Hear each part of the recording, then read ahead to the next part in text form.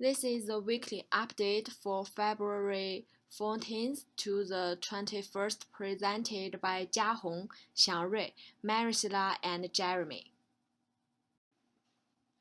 We're going to start with some basic economic news. In quarter 4 of 2017, US GDP grew by 2.6%. Stocks logged big gains last week following 2 consecutive weeks of declines, with increases in almost 5%. The Dow Jones Industrial Average and the S&P 500 returned to positive territory for 2018, up roughly 2% each. CPI increased by 3.8% in the fourth quarter of 2017.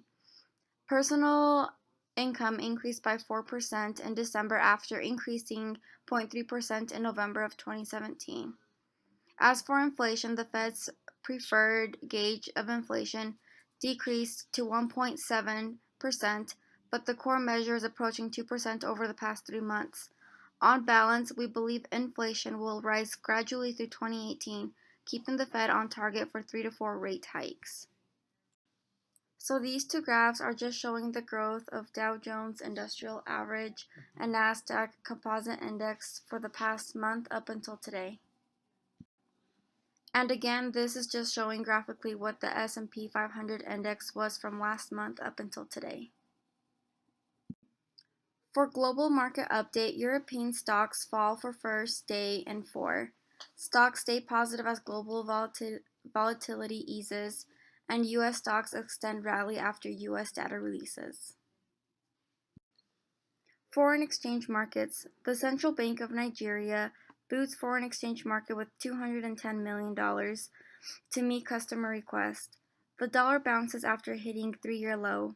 The dollar enjoyed a small rebound on Monday as investors bought back the greenback after its plunge to 3-year lows.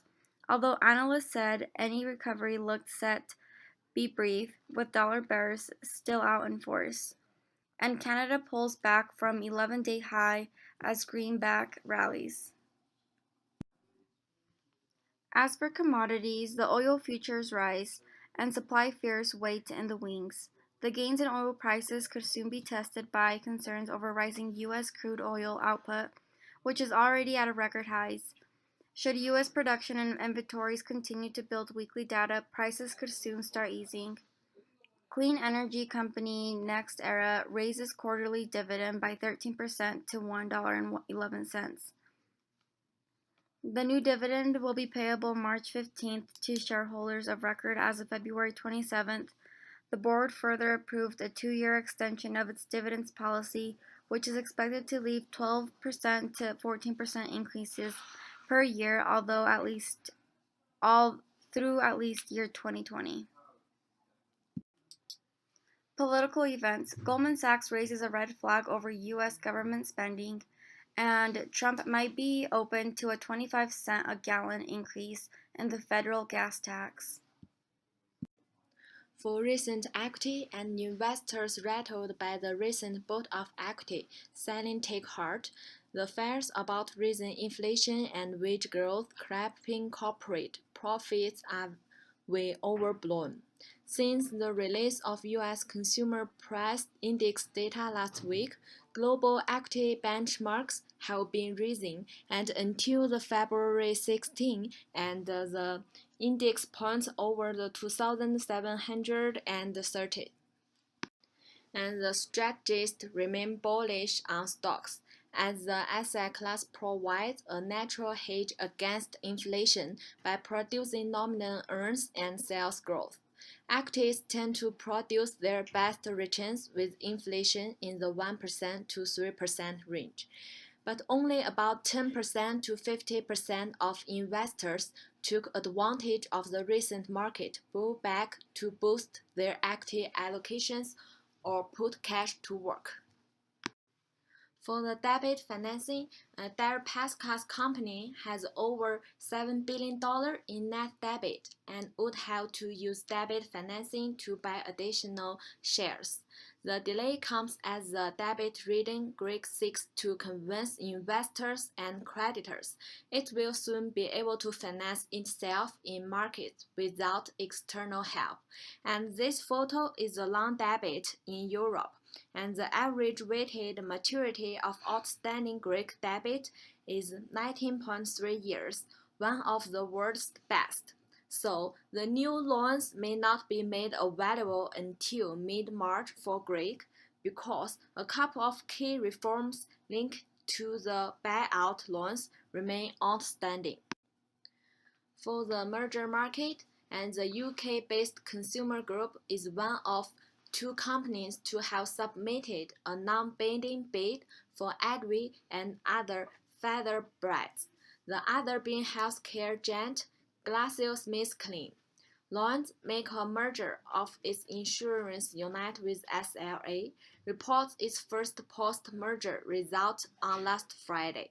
Lloyd's announcement last week that it was planning to withdraw its insurance assets whipped 7.5% off SLA's share price that day, though it recouped some of those losses in the two most recent trading sessions. ATT wants to turn that into a get out of jail free card for their illegal merger. ATT is trying to learn if there was any political tampering in the department's November lawsuit to stop the $85.4 billion merger, which the agency has said would harm consumers. For investment banking news, many new startups in Silicon Valley have begun helping new homeowners with their initial down payments in order to capitalize on rising house prices. Household debt has been on the rise, especially in places such as Switzerland, Australia, Norway, and Canada. Many are concerned that this may lead to another housing bubble, much like the one in the US in 2008. Deutsche Bank is planning on cutting 500 jobs, while Goldman Sachs has promoted Dusty Phillip in an attempt to boost its merger section. The European Central Bank has frozen all payments by a Latvian bank after the US administration accused it of laundering billions of dollars. These funds were laundered for many companies, including ones tied to the banned North Korean ballistic missile program. In new products and services, many banks have begun using artificial intelligence in order to custom tailor its customer services for everyone from seniors to millennials. Okay, let's move on the regulatory, accounting, or tax developments that impact the securities market. The regulatory policies affect the securities market in many ways. Recently, the regulatory policies should be improved after the big drops of Dow Jones, S&P 500, and Nasdaq. It was dropped huge percent that would mark a correction on the security market. The regulatory policies should be improved. The investors of securities market worry about the tax overhaul's long-term cost. Federal Reserve Bank of New York's President William Dudley said the tax laws would increase the nation's longer-term fiscal burden. It will affect the security market in a specific way. Okay, next part, I will talk about the developments in the leverage buyout and the hedge fund market.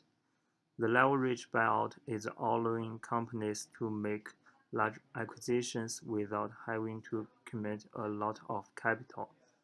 On Thursday, Qualcomm company rejects a reversed $121 billion buyout offer from Broadcom. They were trying to figure out to close the NXP deal.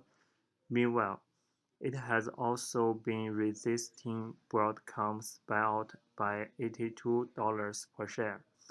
Some of the analysts think the Broadcom could use leverage buyout method to speed up the acquisition process. After the Dow Jones drops more than 1,100 points in the stock market, the hedge fund market was really busy. The hedge fund market was showing a upward trend.